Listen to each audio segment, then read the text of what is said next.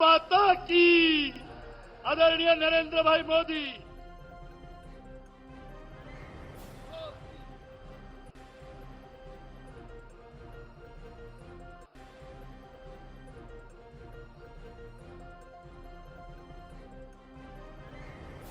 छत्रपति शिवाजी महाराज की, श्री संत सेवालाल महाराज की, हर हर महादेव। सर्वल्ला राम राम। नांदेड आणि हिंगोलीकरांना माझा नमस्कार।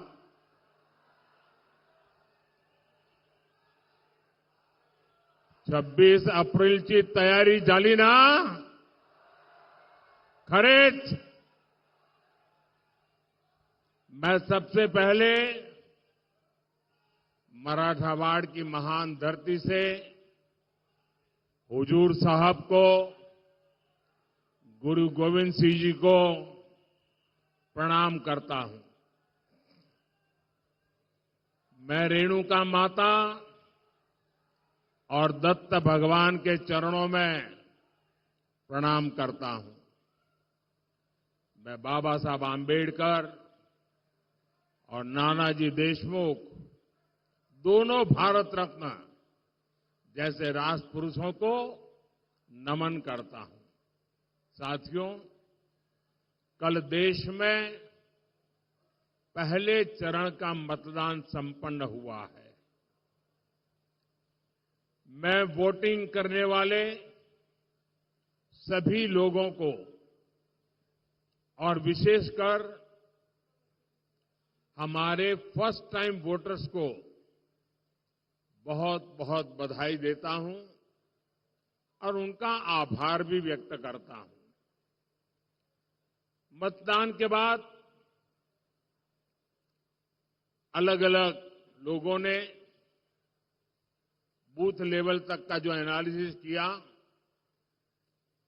और जो जानकारियां मिल रही है, उसे विश्वास पक्का हो रहा है कि पहले चरण में एनडीए के पक्ष में एक तरफा मतदान हुआ है।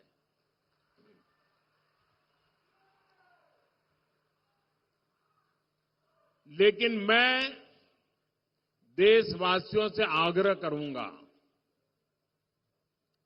एनडीए की जीत आप पक्की कर रहे हैं, मैं सर झुकाकर आपका आभार व्यक्त करता हूं।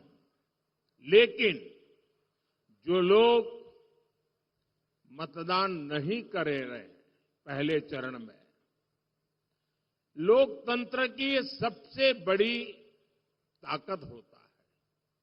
आप किसी को भी वोट दें, लेकिन वोट जरूर दें। हमें वोट में कभी भी उदासीनता नहीं करनी चाहिए।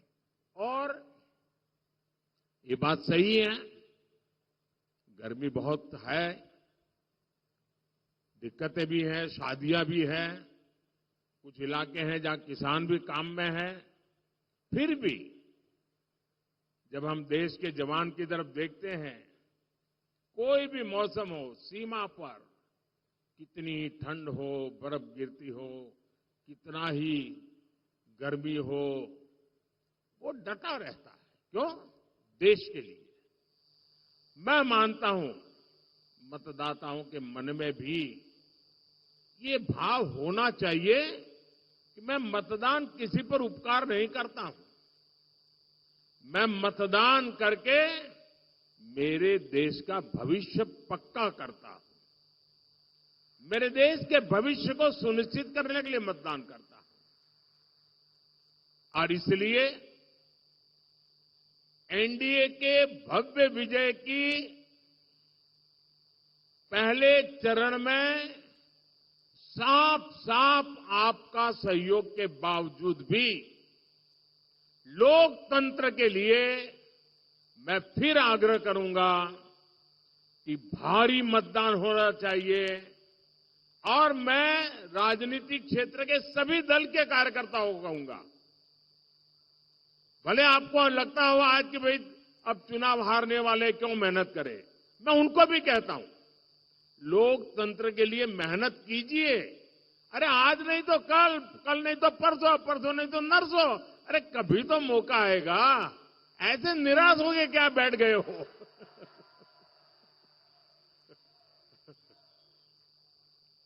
और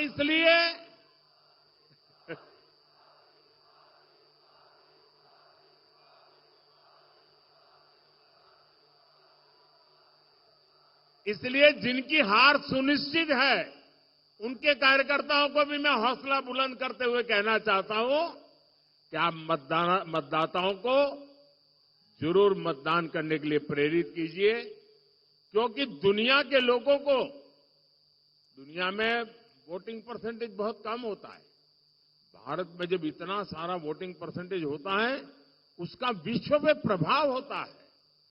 भारत की लोकतंत्र की ताकत का एक मजबूत उदाहरण बनता है।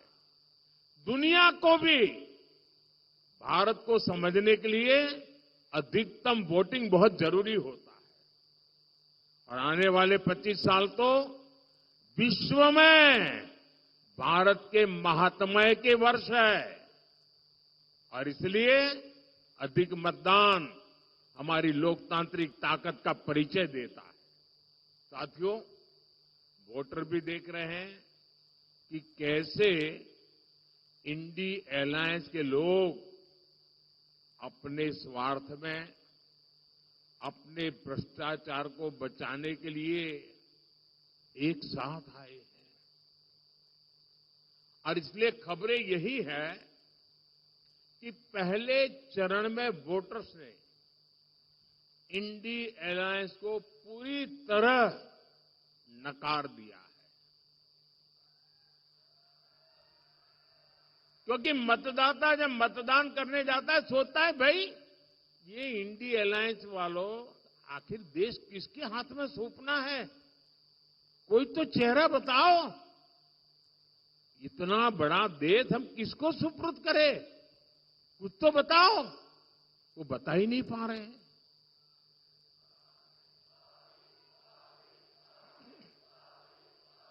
ये लोग दावे जो करें, लेकिन सच्चाई यही है कि चुनाव की घोषणा से पहले से ही कांग्रेस के नेता अपनी हार मान चुके हैं।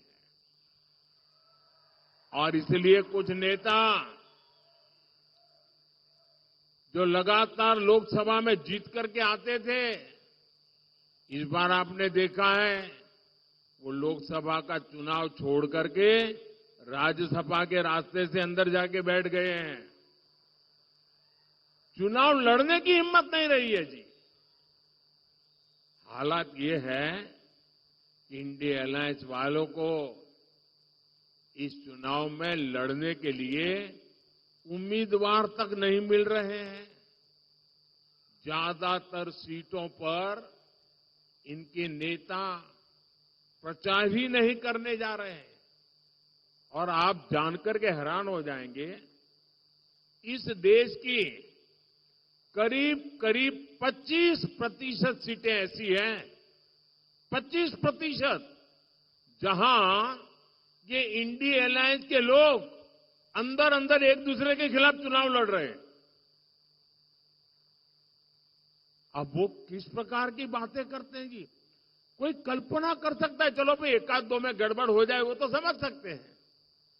25% सीटें ऐसी है इस देश के लोकसभा की जिसमें ये जो अपने आप का गठबंधन का क्लेम करते हैं वो आपस में चुनाव लड़ रहे हैं, आपस में एक दूसरे को जेल में डालने की बातें कर रहे हैं, आपस में एक दूसरे पर आरोप लगा रहे हैं।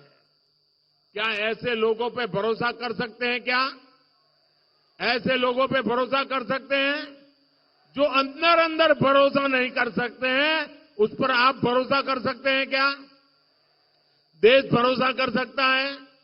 जो आज साथ होने के बाद भी 25% सीटों पर लड़ते हैं, तो अगर उनको थोड़ी सीटें पार्लियामेंट में मिल गई तो अंदर भी वो तूफान करेंगे। और इसलिए इस चुनाव में इनको सबक सिखाना बहुत जरूरी है भाई। और देखिए, कांग्रेस के जो शाहजादे हैं उन्हें भी वायनाड में संकट दिख रहा है। शाहजादे और उनकी टोली 26 अप्रैल को वायनाड में वोटिंग का इंतजार कर रही है। जैसे ही 26 को वायनाड में वोटिंग पूरा हो जाएगा, ये शाहजादे के लिए एक और सुरक्षित सीट घोषित कर देंगे और कहीं और से फिर से लड़ाना पड़ेगा उनको, क्योंकि उनके अलायंस के साथी भी एक दूसरे को गालियां दे रहे हैं। कल आपने उनके एक साथी केरल के मुख्यमंत्री ने जो शाहजादे को सुनाई है, मैं भी कभी ऐसी भाषा नहीं बोलता हूं, ऐसी भाषा बोली है उन्होंने साथी को। ये हाल है उनका। अब जैसे इन्होंने अमेठी से भागना पड़ा, अमेठी छोड़ा, अब मान के चलिए वो वायनाड भी छोड़ेंगे।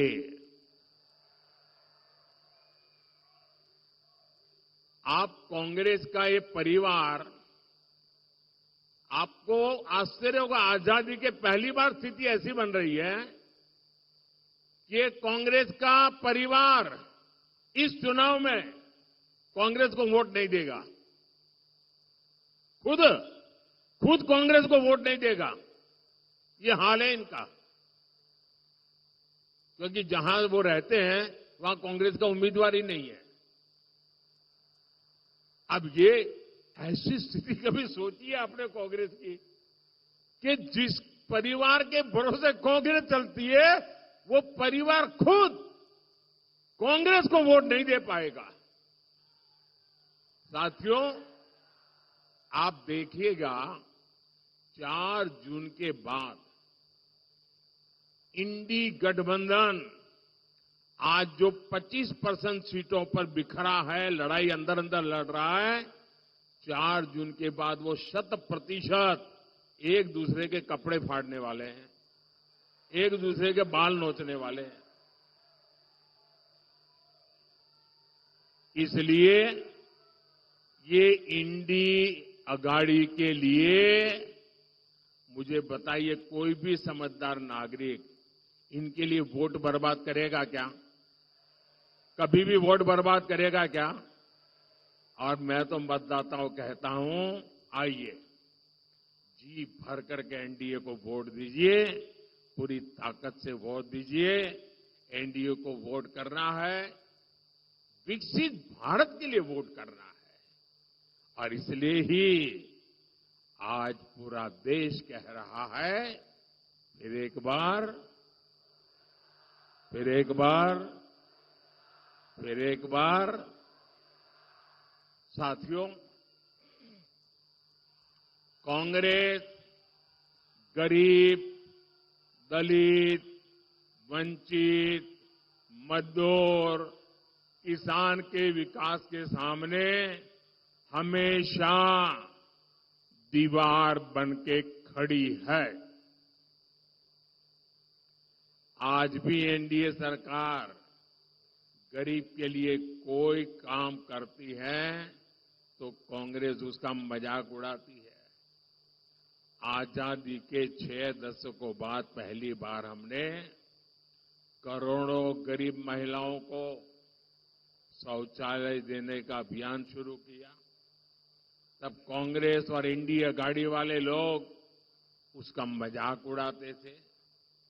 मैंने 50 करोड़ से ज्यादा गरीबों के पहली बार बैंक खाते खुलवाए। तब ये लोग कहते थे कि गरीब बैंक खाते को क्या करेगा। हम देश में डिजिटल इंडिया और यूपीआई जैसी टेक्नोलॉजी लेकर आए, तब कांग्रेस सरकार के एक बड़े मंत्री रहे हुए व्यक्ति कहते थे कि डिजिटल लेन देन अनपढ़ गरीबों के बस की बात नहीं है। जिस कांग्रेस पार्टी की सोच ही ऐसी हो, जिसको देश की जनता पर भरोसा ही न हो, उससे आप देश के विकास की उम्मीद कभी कर सकते हैं क्या? उन पर भरोसा कर सकते हैं क्या? ये लोग महाराष्ट्र और मराठवाड़ा की समस्याओं का कभी भी समाधान कर सकते हैं क्या? आपकी समस्याओं का समाधान कर सकते हैं क्या? साथियों, कांग्रेस ने दशकों तक महाराष्ट्र और खासकर विदर्भ और मराठवाड़ के विकास का दम घोंटने वाला का काम किया है। इस क्षेत्र में सूखे की स्थिति, पानी का संकट एक दिन में पैदा नहीं हुआ है। कांग्रेस के रवैये के कारण यहां किसान गरीब होते गए, जहां उद्योगों से जुड़ी संभावनाएं सूखती चली गई, मराठवाड़ के लाखों युवाओं को पलायन करना पड़ा। आपको इस स्थिति से निकालने के लिए एनडीए सरकार प्रतिबद्ध है।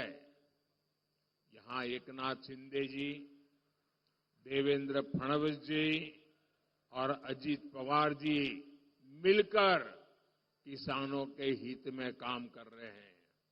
और अब तो एक क्षेत्र में और खुशी की बात है, अशोक जी भी हमारे साथ आ गए हैं। और मुझे याद है, मैं जब राजनीति में भी नहीं था और कभी मुझे लगता भी नहीं था मैं राजनीति में जाऊंगा, उस समय पुट्टपट्टी में साईं बाबा ने मुझे उनके पिताजी से परिचय करवाया। साईं बाबा का मुझ पर बहुत प्रेम रहता था और मैं उनके पिताजी के साथ लंबे वहां समय था तो काफी देर बैठा।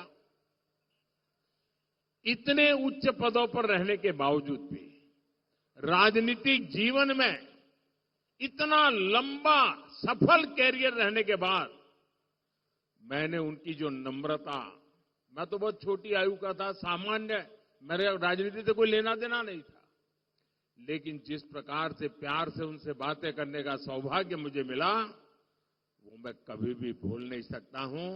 मैं हमेशा उनके व्यवहार में से आज भी कुछ न कुछ सीखने की कोशिश करता हूं और उनका पूरा परिवार आज हमारे साथ है। हम नांदेड़ के 80% से ज्यादा घरों में नल से जल आने लगा है। सिंचाई की समस्या के समाधान के लिए अपर पैन गंगा प्रोजेक्ट पर काम चल रहा है।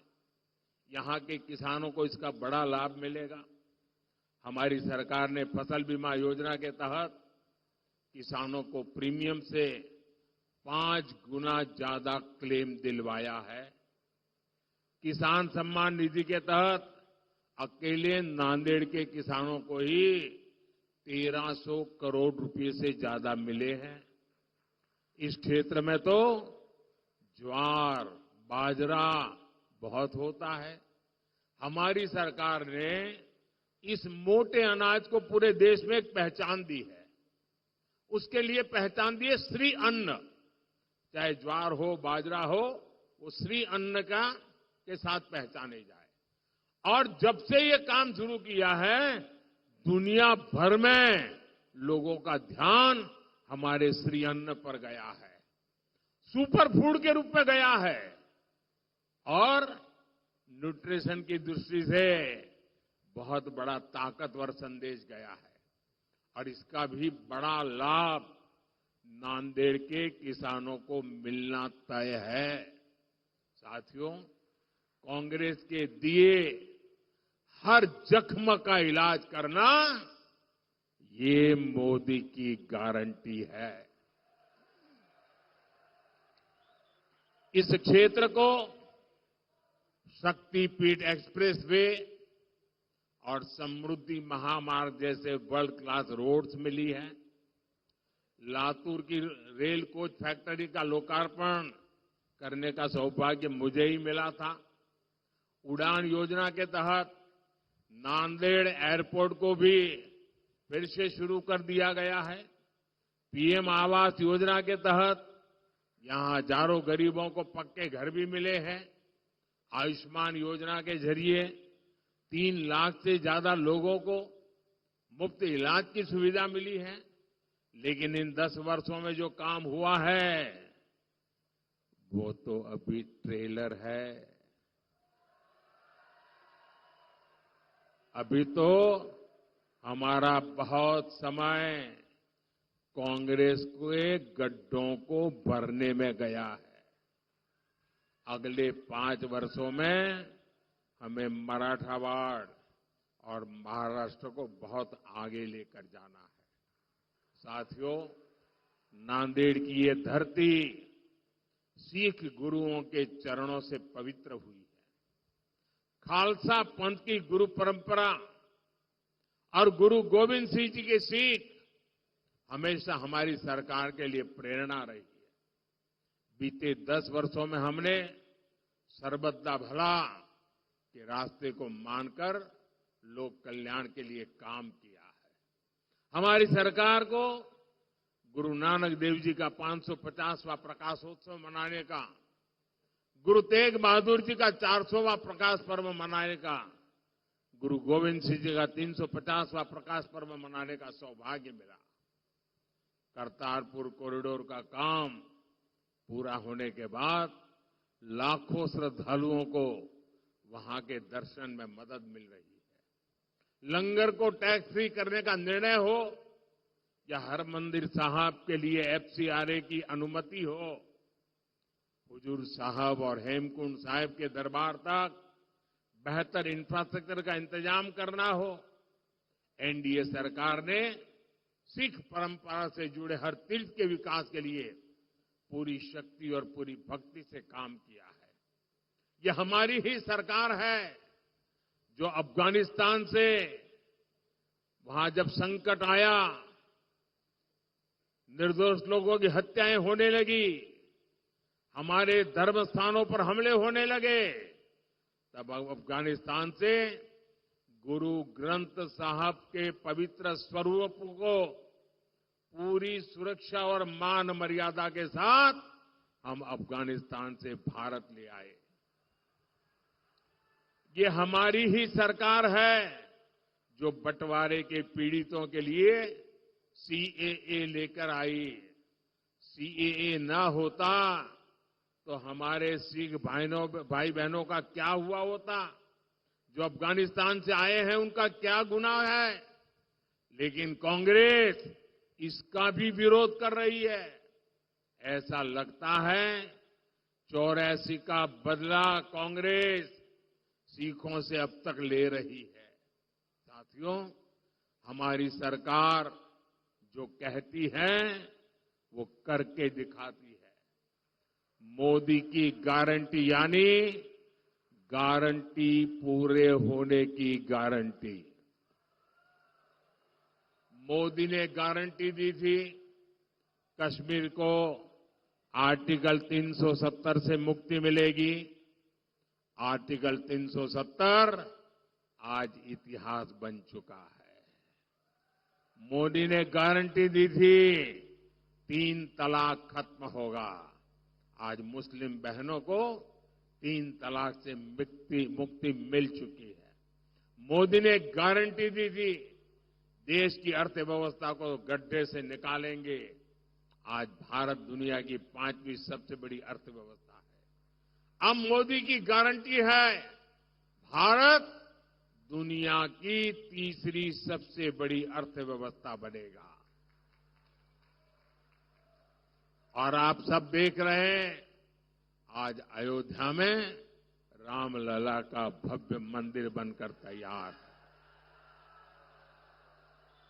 लेकिन ये इंडी अघाड़ी वाले क्या कर रहे हैं?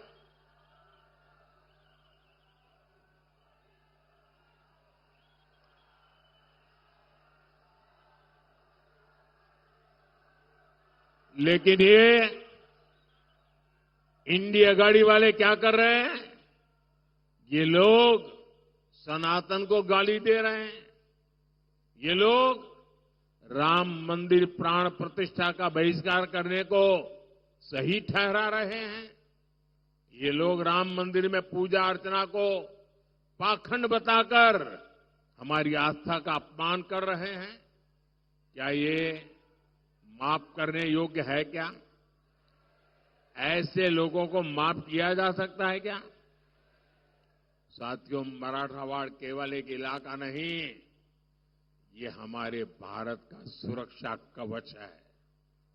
मुगल आए, अंग्रेज आए, लेकिन मराठा शौर्य ने ये सिद्ध किया कि भारत हमेशा रहने वाला है।